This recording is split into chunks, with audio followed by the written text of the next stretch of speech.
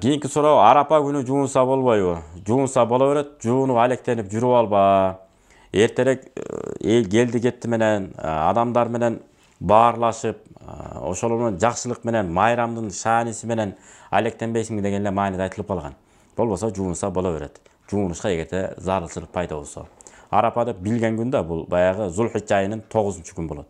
Баягы Ибрахим алейхиссалам курбандыкты кимди союш керек, кимди курбандыкка чалыш керек, ошол түшүнүн аныгын билген күн деген сөз. Зулхижжа айынын 9-күн бул. Баягы Арафа күн. Исмаил алейхиссалам курбандыкка чалат эмеспи? Ошол яуми тарбия деп кой 8-күн түш көргөн күн. Анан болот, бул болот, билбей анан эң акырындан кийин Арафа 9-күн анан билип атпайбы курбандыкка кимди чалыш керек. Ошол күн эле негизи мааниси. Муну да маанисинде түшүнүп алышыбыз керек. Анан ал күнү албетте айт намазга, курбан айт намазга жакшынакай жыпар жытуу таза абалда барайын деп жуунса боло берет. Эч кандай зыяны жок.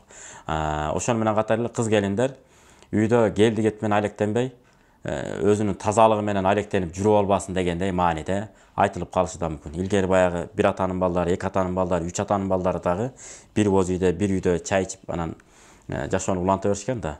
Ошол учурларда келиндин кызматына муктаж болуп калабыз деген мааниде айтып койгон болушу мүмкүн. Болбосо жуунса боло берет.